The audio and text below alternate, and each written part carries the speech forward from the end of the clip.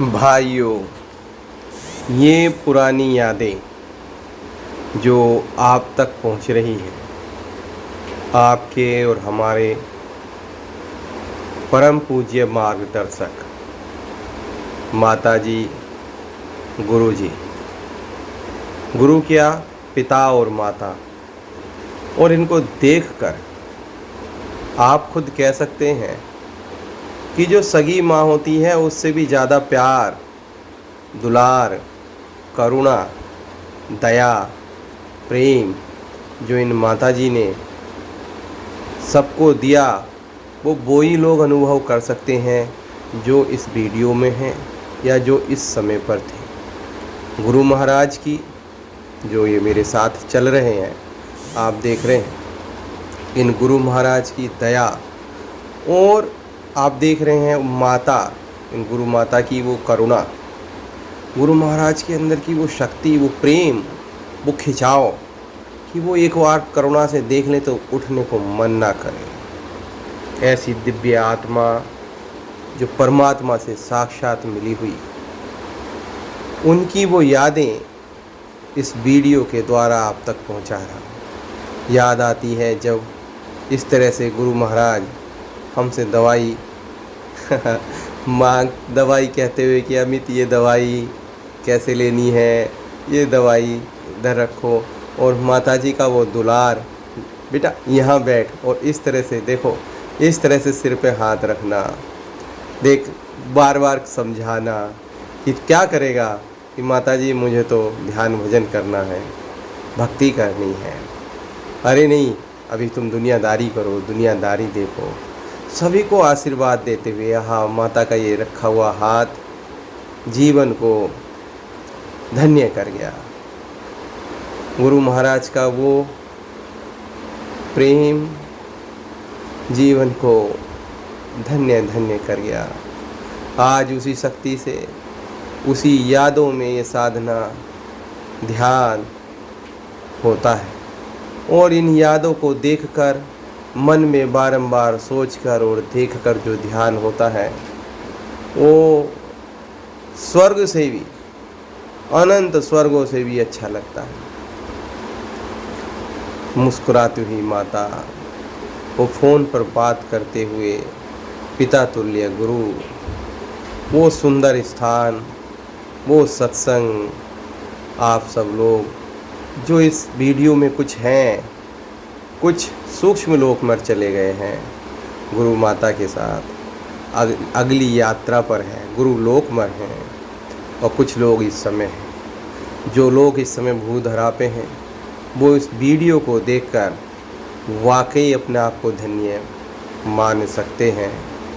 और मेरा तो कहना ये है कि आप जब भी ध्यान करें, जो भी सत्संग से जुड़ा हुआ है, इस वीडियो को देखें और मन में बार बार इन गुरु का, ये माता का मुस्कुराता चेहरा याद लाए।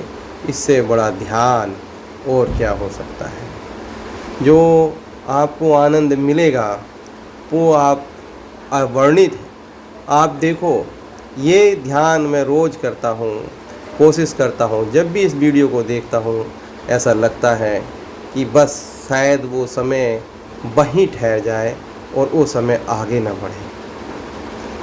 शायद आप सभी को भी ऐसा ही लगे इस वीडियो को देखकर कि ये समय वापस आ जाए, दोबारा आ जाए, और जो हमसे भूल हुई, जो हमने उस समय प्राप्त नहीं किया, वो हम इन गुरु महाराज से प्राप्त कर लें।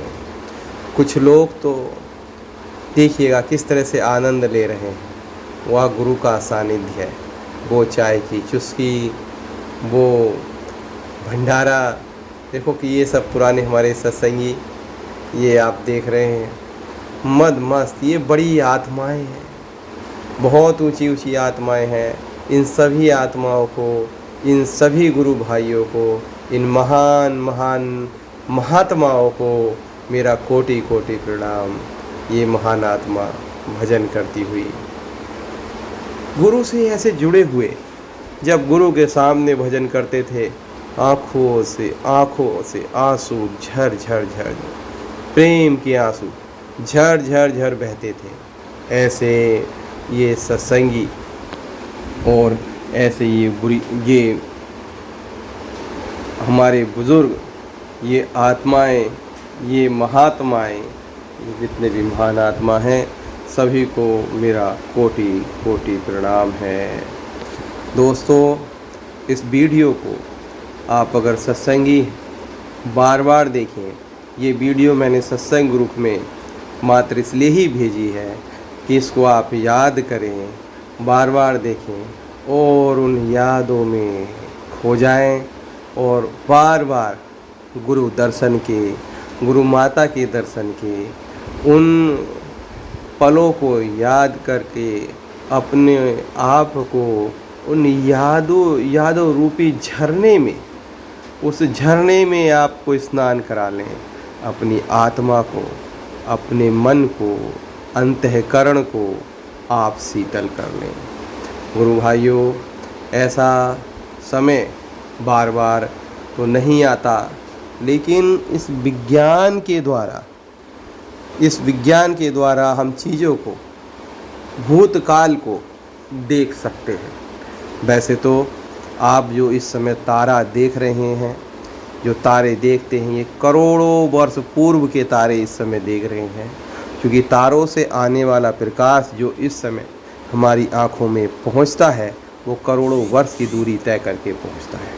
तो इस तरह जब आप तारे देखते हैं तो आप भूतकाल को देख रहे होते हैं। इसी तरह से आप ये वीडियो देख रहे हैं तो आप भूतकाल में चले गए हैं। कहते हैं ना, त्रिकालदर्शी, भूतकाल में जाने वाले, भविष्यकाल में जाने वाले। तो ये ऐसा आप इस समय इस तारामंडल को जब देखते हैं तब आप भूतकाल में होते हैं। और भविष्य तो किसी को कोई पता ही नहीं होता, किस तरह का क्या भविष्य किसके सामने हो। देखो, ये हमारे भविष्य हैं। ये छोटे छोटे बच्चे इस तरह से भजन करते थे, आज ये सब बच्चे बड़े हो गए हैं।